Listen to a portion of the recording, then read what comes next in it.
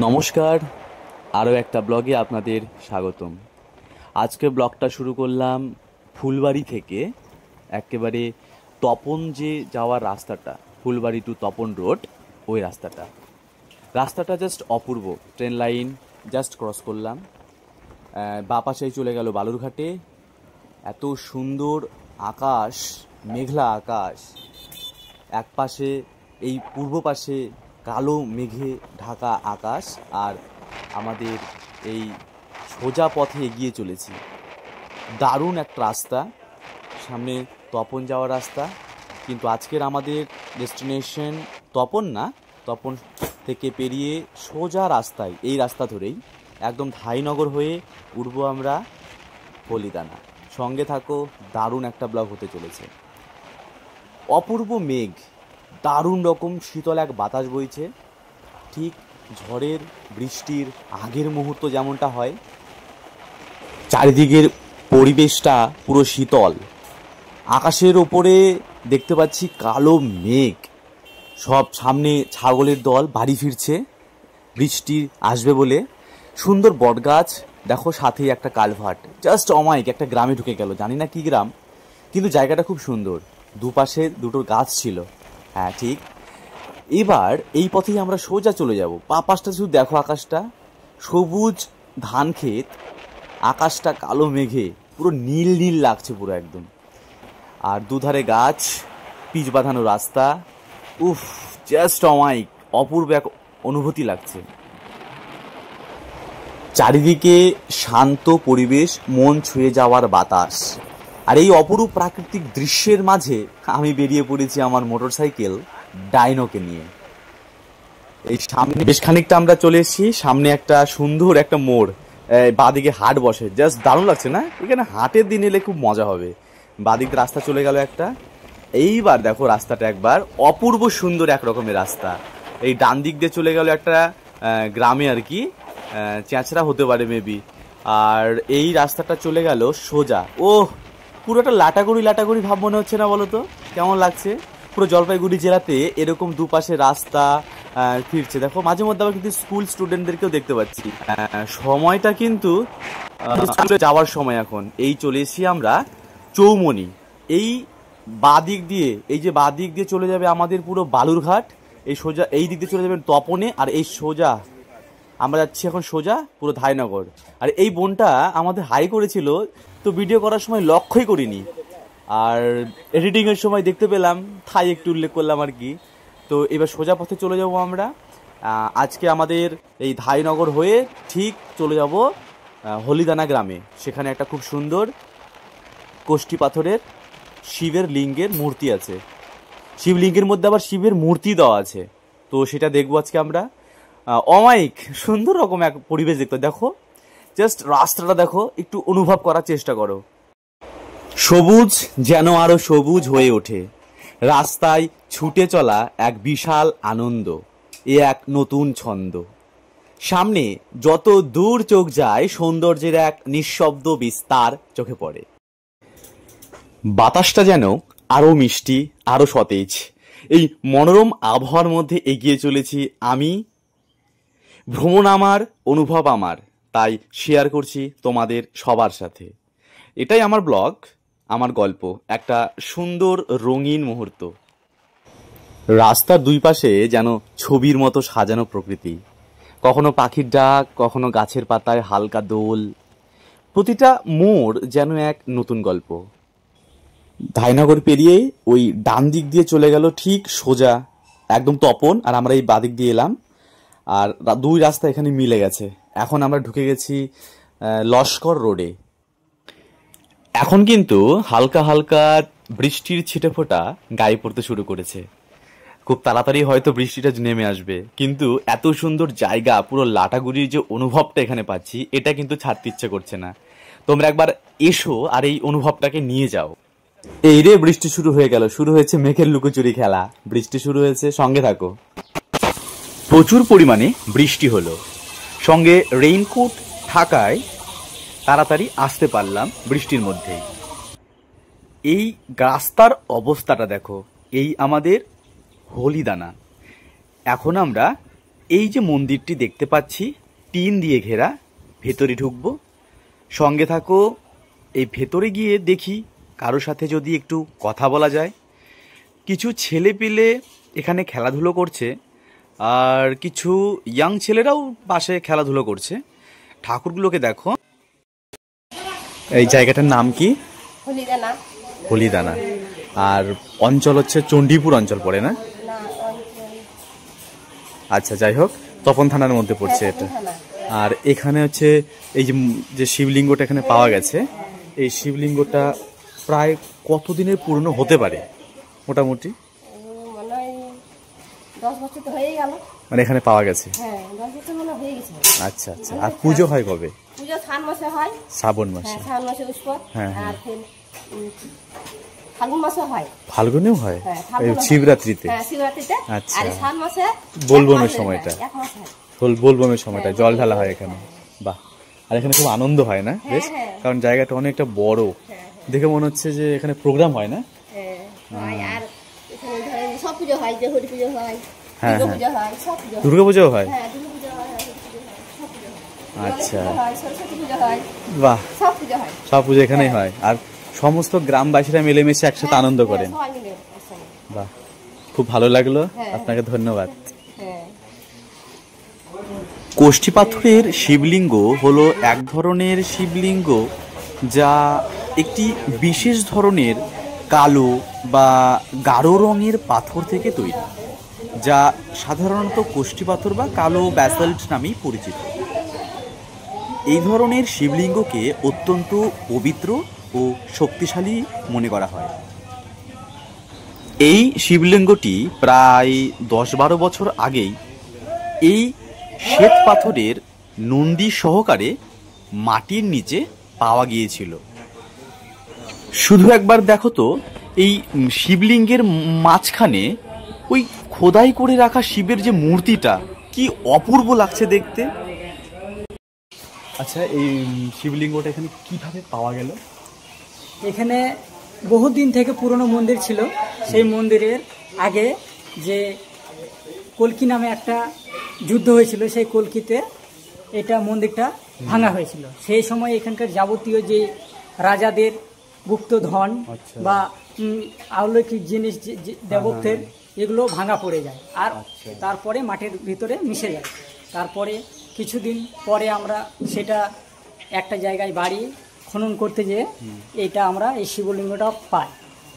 সেখান থেকে আমাদের এই শিবলিঙ্গ প্রতিষ্ঠিত হয় এবং প্রত্যেক শ্রাবণ মাসে বাবার মাথায় 1 মাস ধরে জল ঢালা হয়। আর এই মন্দিরে অ্যাভেলেবেল প্রত্যেক দিন আমরা যে আমাদের যে এই কীর্তন, সেগুলো পাঠ করে আমরা গীতা ভাগবত নিয়মিত চলতে হয়। খুব ভালো। আচ্ছা, এটা হচ্ছে প্রথমে কি রঙের ছিল? এটা প্রথমে পাওয়া যখন গিয়েছিল সাদা রঙের ছিল। আচ্ছা, পুরোটা সাদা রঙের, দেখে মনে হচ্ছিল শ্বেত পাথরের। হ্যাঁ, আচ্ছা। তারপরে আমরা নিয়মিত পুজো পাঠ করার পরে ধীরে ধীরে কালারটা চেঞ্জ হয়ে গেছে। আচ্ছা, অটোমেটিক্যালি কালারটা ধীরে ধীরে ধীরে ধীরে চেঞ্জ হয়ে গেছে। একবার আমাদের এখানে যে ছোট মন্দিরটা দেখতে পাচ্ছেন, হ্যাঁ, এটাও একবার দুধ শোষণ করেছে 1 বছর। ও, কোনটা? এই যে বাসায় আছে, ইয়া থেকে টেস্ট করতে এসেছিল। আচ্ছা, আমরা খবর দিয়েছিলাম, তখন এটা টেস্ট করতে এসেছিল। আচ্ছা, এটা এখানে যখন প্রশাসনিক কোনো লোক এসেছিলেন, তখন এসে দেখা গেল যে এখানে দুধ শোষণ হচ্ছে। হ্যাঁ হ্যাঁ, হচ্ছে। নন্দী মহারাজ? হ্যাঁ, নন্দী মহারাজ দুধ শোষণ করছে। ও, তার পরবর্তী তার হয়নি এরকম? হ্যাঁ, একবারই হয়েছে। হ্যাঁ, একবারই হয়েছে। তাহলে আমরা জানতে পারলাম যে একবার আমাদের এই নন্দী মহারাজ দুধ পান করেছেন, তো তারপর এটা আর দেখা যায়নি। তো প্রশাসনিক দিক থেকে অনেক ব্যবস্থা করেছে, কিন্তু এরা এখানে প্রতিষ্ঠিত করে এখানে পুজো অর্চনা করা হয়। এখানকার অধিবাসীরা সবসময় এর যত্নআত্তি করে থাকে এবং এই জায়গাটার সম্পূর্ণভাবে দেখাশোনা করে যাচ্ছে। আপনারা দেখতে থাকুন আর সঙ্গে থাকুন। কোষ্ঠী পাথরের শিবলিঙ্গ কেবল কোনো একটি ধর্মীয় প্রতীকই নয়, এটি ইতিহাস, সংস্কৃতি এবং আধ্যাত্মিকতার এক গুরুত্বপূর্ণ অংশ। এই ধরনের পাথর থেকে তৈরি শিবলিঙ্গগুলো তাদের বিশাল আকার, অনন্য রূপ এবং প্রতীকী অর্থের জন্য অত্যন্ত সম্মানীয়। বিভিন্ন সময়ে খুব সুন্দর সুন্দর গণেশ, সরস্বতী, এই যে দুটো মূর্তি দেখতে পাচ্ছি কোষ্ঠী পাথরের, এই দুটো মূর্তিও পাওয়া গেছিল। মাটির এই মূর্তি কম কিসে? এখন আমরা মন্দিরের বাইরে। বৃষ্টি হওয়ায় রাস্তাঘাটে একটু জলকাদা দেখা যাচ্ছে, তবে আকাশটা এতটা পরিষ্কার আর নীল দেখা যাচ্ছে যে প্রকৃতিটা বারবার টানছে। প্রতি বিকেলেই খুব সুন্দর একটা ছোট বাজারের মতো, আর সপ্তাহে 2 দিন করে কিন্তু হাট বসে। আসার সময় প্রচন্ড বৃষ্টি থাকার কারণে আমরা ভিডিওটি করতে পারিনি। তো এখন ফিরছি, এখন রোদ উঠে গেছে, দেখতে পাচ্ছেন রাস্তা পুরো কাদা। খুব সাবধানে যেতে হবে এই রাস্তাতে, বাইকের চাকাও স্লিপ করছে, সেই জন্য খুব ধীরে ধীরে যেতে হবে। তো এখন আমরা আবার ভিডিও করার সুযোগ পেলাম, সেই জন্য ধীরে ধীরে আমরা ভিডিও করতে করতে এগিয়ে যাচ্ছি আমাদের গন্তব্যস্থলে। আকাশ যখন মেঘে ঢেকে যায় তখন মনে হয় প্রকৃতিও যেন এক গভীর ভাবনায় মগ্ন। মেঘলা আকাশ শেখায় অন্ধকার চিরস্থায়ী নয়। মেঘ যতই আসুক, সূর্য লুকালেও হারিয়ে যায় না। ঠিক তেমনি দুঃখ এলেও আশার আলো কখনো নিভে যায় না। এমন গ্রামের রাস্তায় বাইক চালাতে অপূর্ব লাগে, জাস্ট অপূর্ব। জায়গাটা দেখো, ভাঙা একটা কালভার্ট। আগে হয়তো ব্রিজ হিসেবে ব্যবহার হতো, আর এখন নতুন ব্রিজে আমরা আছি। খুব সুন্দর জায়গা, একটা বেশ নালার মতো বা খাড়ি বলতে পারো। বেশ খানিকটা জল আছে, বৃষ্টি পড়ছে, ঝিরিঝিরি বৃষ্টি পড়ছে, আর সবুজে মাঠ। এই বর্ষার সবুজ মাঠ দেখে মনটা ভরে যায়। নীল আকাশ, আবার এখন আমরা কালো মেঘে ঢাকা আকাশ দেখতে পাচ্ছি, খোলা জায়গা। মনটা আনন্দ, জাস্ট যেতে ইচ্ছে করছে না এই জায়গা থেকে। খুব সুন্দর জায়গা, বাইক চালাতে খুব ভালো লাগছে। সুন্দর সুন্দর বাঁক পাওয়া যাচ্ছে, আর দুপাশে সবুজে মোড়ানো রাস্তা।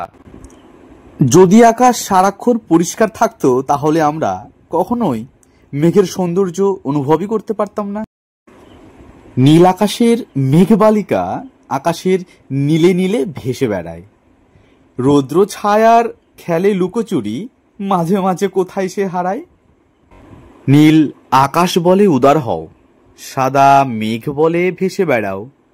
মনের কালিমা সব মুছে ফেলো, নিঃস্বার্থ হয়ে সকলের সেবা করো। যাওয়ার সময় বৃষ্টির জন্য তোমাদের এই পথ দেখাতে পারিনি, এই পথ দিয়ে গিয়েছিলাম। কিন্তু এখন নীল আকাশ, সাদা মেঘ, সাথে সাথে কিন্তু আমাদের পাখিও চলেছে। অপূর্ব লাগছে, দেখো আকাশটা। এখন তোমাদের দেখাতে পারবো না, তা কি কখনো হয়? অবশ্যই দেখাবো। এখন তো আর বৃষ্টি নেই, নীল আকাশ হয়ে গেছে, কালো মেঘ আকাশ থেকে সরে গেছে। আমাদের এ এক শিক্ষা। একদিন অবশ্যই আমাদের জীবন থেকেও, আমাদের সকলের জীবন থেকে এরকম ক্ষণিকের আধার ঘন কালো মেঘ এলেও খানিক বাদে কিন্তু তা চলেও যাবে, আর আমাদের তা ধৈর্য ধরে অপেক্ষা করতে হবে। একদিন নীল আকাশ অবশ্যই উঠবেই উঠবে। এত সুন্দর একটা গ্রাম, কত রকমের মাটির বাড়ি, ভালো রাস্তা, এত বড় মাঠ, খেলার জায়গা এত বিশাল। আমাদের দিকে কিন্তু এরকম খেলার জায়গা নেই, খেলতেও পারি না আমরা। এত সুন্দর একটা বট গাছ, রাস্তাটা খুব সুন্দর। এত সুন্দর গ্রামে এসে খুব ভালো লাগে। আর এই রাস্তা দিয়েই আমরা যাওয়ার সময় গিয়েছিলাম, তোমাদেরকে দেখাতে পারিনি। ডান দিকে একটা খোলা মাঠের মতো জায়গা, দেখো এখানে আবার খরা পেতে রেখেছে। নৌকাটা জলের মধ্যেই ছিল নাকি ডাঙায় ছিল ঠিক বোঝা গেল না। বাদিকে মুক্ত আকাশ উদার হওয়ার শিক্ষা দিচ্ছে। রাস্তাটা একটু খারাপ হলেও বেশ ভালো লাগছে। অবশ্য জল কাদার জন্য খুব সাবধানে যেতে হচ্ছে।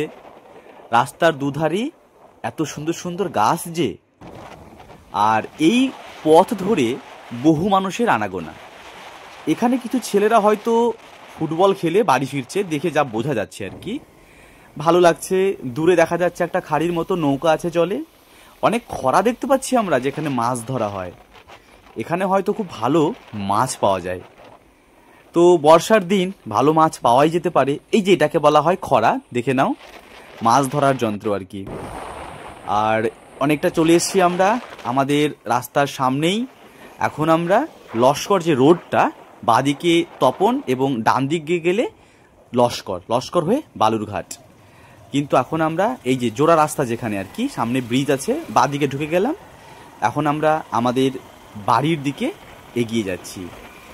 এই রাস্তাটা দেখে নাও, এখানে দুদিকে ভাগ হয়ে গেছে, সেখানেই ডান দিকে যেতে হবে হলিদানা।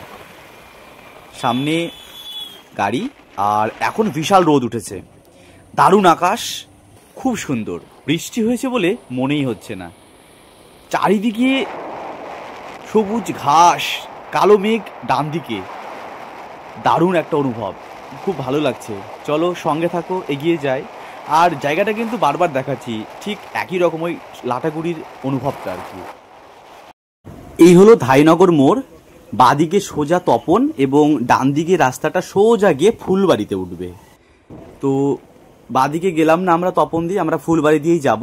তো এই পথ ধরে একদম সোজা ফুলবাড়িতে উঠবে গিয়ে। সঙ্গে থাকো। ভিডিওটি যদি ভালো লাগে অবশ্যই লাইক করো, কিন্তু তোমাদের লাইক, তোমাদের কমেন্ট আমাদের অনেক উৎসাহিত করে তোলে ভালো ভালো ভিডিও করার জন্য। তোমাদের বন্ধুদের সাথে কিন্তু শেয়ার করো। এই জায়গাটা যদি গিয়ে থাকো জানাও কমেন্ট করে, আর যদি না গিয়ে থাকো সময় করে একদিন অবশ্যই যাবে হলিদানা গ্রামে। আর এরকম যে আকাশ, এরকম পরিবেশ সবসময় আমরা পাই না, বিশেষ করে বর্ষার দিনে কিন্তু আমরা এরকম আকাশ, পরিবেশ, প্রকৃতিকে পেয়ে থাকি। তো কখনো যদি এরকম উন্মত্ত বাতাসে একটু বাইরে বেরোনোর সুযোগ পাও, বাইরে বেরোবে, খুব ভালো লাগবে। মনটা বিশাল বিশাল একটা উদার হয়ে ওঠে।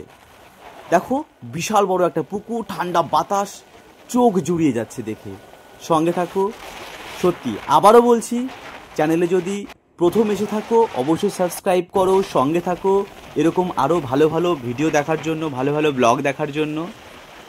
ভালো লাগলে অবশ্যই একটা লাইক করে দিও। কিন্তু পারলে একবার এই দক্ষিণ দিনাজপুর জেলার ফুলবাড়ি টু ধাইনগর যে রাস্তাটা, এই রাস্তায় এসো। রাস্তাটায় একবার বাইক হোক, গাড়ি হোক, চালিয়ে দেখো, খুব ভালো এক অভিজ্ঞতা হবে। অপূর্ব দৃশ্য দেখতে পাবো, প্রকৃতির আসল রূপ আমরা দেখতে পাবো। এরকম রূপ সচরাচর আমরা দেখতে পাই না। ভাগ্য করে আজকে দেখতে পেয়েছি, ভালো লাগছে। তোমাদেরও ভালো লাগবে আশা করি। আসার জন্য অনুরোধ করছি। সুন্দর সুন্দর মেঠো পথ, গ্রামের পথ, ভালো ভালো গ্রাম আমরা দেখতে পাই, সুন্দর রাস্তা। আবার আমরা সেই রেল লাইনে সামনে এসে উপস্থিত হয়েছি। বাঁদিকে গঙ্গারামপুর, ডান দিকে বালুরঘাট, আর সোজা আমরা যাব ফুলবাড়ি। ফুলবাড়ি হয়ে আমাদের ঠিকানা গঙ্গারামপুরে।